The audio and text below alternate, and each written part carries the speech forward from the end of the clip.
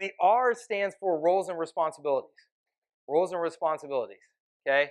And that's one that, again, I think seems obvious to a lot of people. Okay, well, yeah, people have to know their roles and responsibilities, but being really thoughtful about what are the roles that I need in the organization to allow me to scale, right? To allow me to take that next step, or to allow me to focus on what I need to do and what I do best, right, at the organization, right? Billy Jean needs to sell, sell, sell. He needs to have his face on camera. He needs to be out there. That means he needs to have people on his team that can support all of the other things that need to get done. Having clarity about what those roles and those responsibilities are. And again, to try and make it practical tools. One of the most important things that we ever did in our company was we had what we called a passport. When somebody came on board as an employee, they got a passport, and their passport was a document that laid out here's your role, here's who you report to, here's who reports to you, here's what your manager is expecting of you, the outcomes that that manager is expecting of you. Here's how they're measuring your performance. Okay, and then what they had to do was then they had to take that passport. There was a reason it was called a passport is they had to get stamps on it, where they had to go around to everybody else in the company in their first week when they were hired, and they had to find out what everybody else's roles and responsibilities were, and they had to be able to clearly understand and communicate that to get a passport stamp on their passport. So just a simple little thing like that, That's good shit. made a huge difference in people understanding, oh, wait a minute, I know what you do. I mean, how many people have started a job where you come in there and you sit down and somebody's like, all right, there's your keyboard, and this is where you get coffee, and good luck. And you're like, oh shit, And it's like, it's kind of like 120 days before you feel like you're even contributing to the place. We can't afford that, right? You can't afford to wait 120 days before somebody's contributing. Like, you got Yeah, to get them and up and again, running right a away. mistake that we are currently making, because what happens is you get so caught up in your day-to-day shit that you feel like you don't have time to train. How many of you feel like that right now? If you hired someone, you just wouldn't even have the time to train them.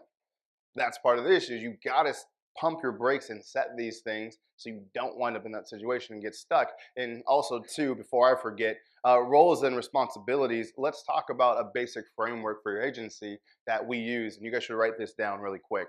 So when we were at most scale, and this goes back to what we talked about in the beginning of the day, of you need a predictable and consistent way of getting leads all of the time. You always have to be making offers. You got to be able to close. You got to be able to retain, right? And you got to be able to get them results. All those things come hand in hand. And so the basic framework of this agency model that we're laying out is this. And I'll give you guys a new page for it. My beautiful handwriting. So number one, for us, when we were really fucking revving it up, is we had an appointment setter. The appointment setter's entire job was to fucking book appointments for me at the time, sell, sell, sell, which is still my role. Now I just do it differently on camera with videos to the masses, etc. And then from there, you have the closer, which was me. And then from here, we had the account manager whose job was to get results and retain. Okay, this is really the framework of what we did. So Justin, who's in the back, he joined us. Everyone say congratulations, Justin, on becoming a dad 2 days ago. Yeah. There we go. Again, for the second time. For the second time. So, and Justin will tell you, he literally, what'd you do? You sat upstairs all day and you called people and you just said, can you schedule the time to talk with our CEO?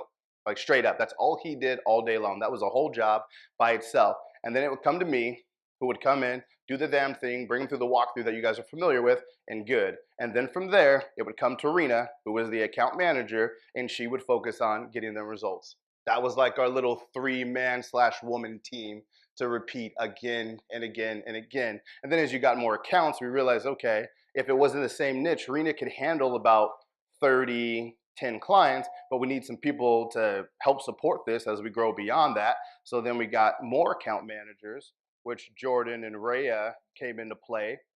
And then Rena was more overseeing what they were doing. Is that making sense to everybody? Is that helpful to kind of lay out and say, look, here's our first hires? So one thing that most of you probably need right now, and it only comes after you've mastered the results section for yourself.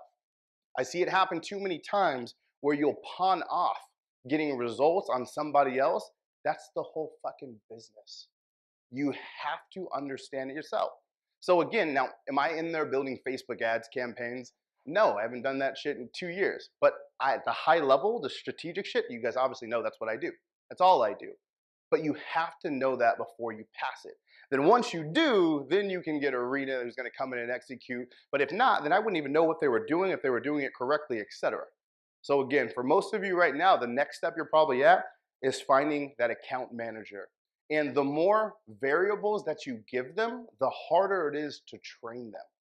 So that's why it's so important you focus on that niche, because they're going to run into a lot of the same problems again and again and again, and they'll know how to handle them.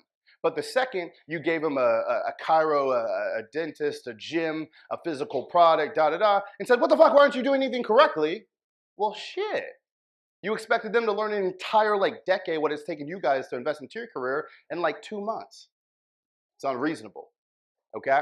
So, I feel Yeah, yeah. you. Yeah, yeah, and it's so important, if you're a one person show, right?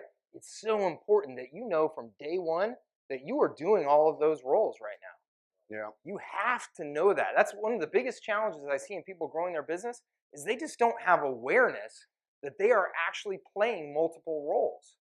And that they have to, at some point or another, if they want to grow, you have to peel off one of those roles and give it to somebody else, or there is no way that you're going to grow.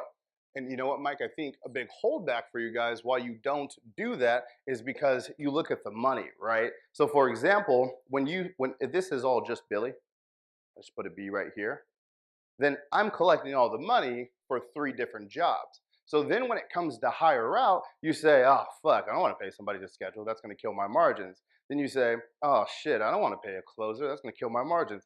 Oh, shit, I don't want to do that. That's going to kill my margins. Oh, fuck, I don't want to report that on my taxes. That's going to kill my margins. So what you realize is the difference right now between an entrepreneur and an entrepreneur. Feel that? That's the difference, is to really make a profit and to go to where you want to go. This is the truth that you're looking at. It fucking sucks at first because it's like, holy shit, that looks expensive. But once you get these processes in place and you have them set up, that's what allows you to scale to the next level. But at some point, you have to have the honest conversation with yourself of, oh shit, I'm not going to make as much money as I thought I'm going to because I'm going to invest into other people. And if you're not willing to do that, your business will stay complacent where it is and you will not grow.